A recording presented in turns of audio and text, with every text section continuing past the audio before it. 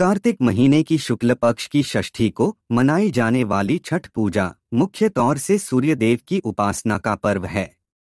4 दिनों तक चलने वाले छठ पर्व को कई नामों से जाना जाता है। छठ पूजा करने या उपवास रखने के सबके अलग अलग कारण होते हैं। छठ पूजा सूर्य देव की उपासना कर उनकी कृपा पाने के लिए किया जाता है। सूर्य देव की कृपा से सेहत अच्छी रहती है और घर में धन धान्य के भंडार भरे रहते हैं। छठ माई संतान प्रदान करती है। लोग अपनी मनोकामनाओं की पूर्ति के लिए भी इस व्रत को करते हैं। पर क्या आप जानते हैं कि जिन छठी मैया की पूजा हम करते हैं वह कौन है? आज के इस वीडियो में हम बताएंगे कौन है छठी मैया और कैसे हुई उनकी उत्पत्ति। साथ ही हम यह भी जानेंगे कि कैसे करते हैं छठ का व्रत। नमस्कार श्रोतागण, आप सभी का सनातन टेल्स पर स्वागत है। आगे बढ़ने से पहले विनम्र निवेदन है कि अगर आपने चैनल को सब्सक्राइब नहीं किया है तो कृपया सब्सक्राइब अवश्य कर लें।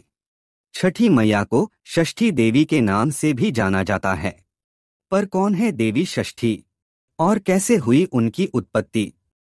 पुराणों के अनुसार ब्रह्मा जी ने सृष्टि रचने के लिए स्वयं को 2 भागों में बांट दिया, जिसमें दाहिने भाग में पुरुष और बाएं भाग में प्रकृति का रूप सामने आया। मार्कंडेय पुराण में इस बात का उल्लेख मिलता है कि सृष्टि की अधिष्ठात्री प्रकृति देवी ने अपने आप को 6 भागों में विभाजित किया है। इनके छठे अंश को सर्वश्रेष्ठ मातृ देवी के रूप में जाना जाता है। प्रकृति की मूल प्रवृत्ति के 6वें अंश से उत्पन्न होने के कारण उन्हें षष्ठी कहा जाता है।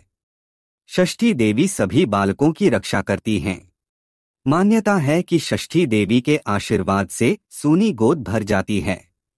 इसलिए बच्चों के जन्म के 6ठे दिन षष्ठी देवी पूजन का महत्व है। षष्ठी देवी को ब्रह्मा की मानसपुत्री कहते हैं और उन्हें सूर्य देव की बहन भी माना जाता है।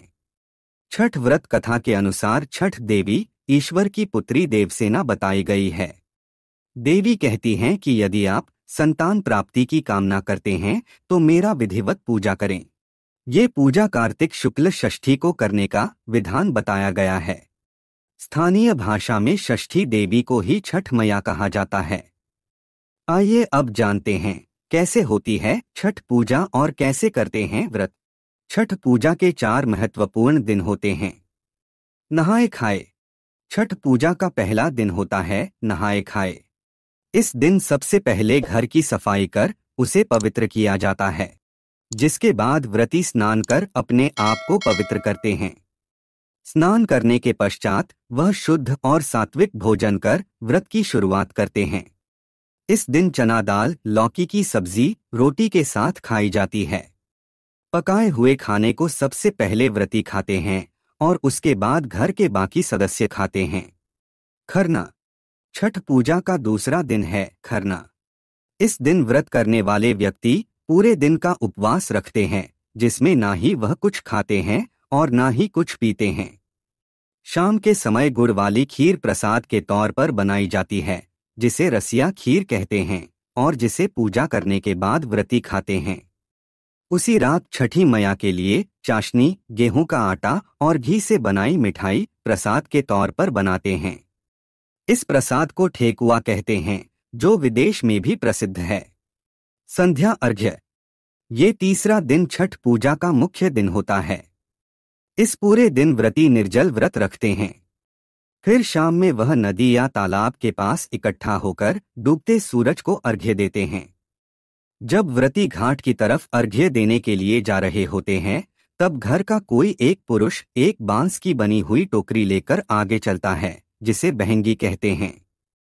बहंगी में फल, प्रसाद और पूजा की सामग्री रखी जाती है। उषा अर्घ्य। छठ पूजा के चौथे दिन उगते सूरज की पूजा करते हैं। व्रती और घर के अन्य लोग एक बार फिर नदी के किनारे इकट्ठा होते हैं। छठी मैया को प्रसन्न करने के लिए लोग उनके गीत गाते हैं और फिर उगते सूरज को अर्घ्य देते हैं। अंत में व्रती प्रसाद और कच्चे दूध या शरबत का सेवन कर व्रत तोड़ते हैं। और इस तरह हिंदुओं का एक प्रमुख और कठिन त्योहार छठ पूजा की समाप्ति होती है। आज के लिए इस वीडियो में इतना ही। आशा है छठ पर्व से जुड़ी जानकारी पसंद आई होगी और छठ व्रत कैसे करते हैं इसके बारे में आपको ज्ञान हुआ होगा। वीडियो अच्छी लगी तो लाइक और शेयर करना ना भूलें तथा ऐसे ही रोचक आध्यात्मिक जानकारियों के लिए चैनल को सब्सक्राइब कर बने रहिए सनातन टेल्स के साथ।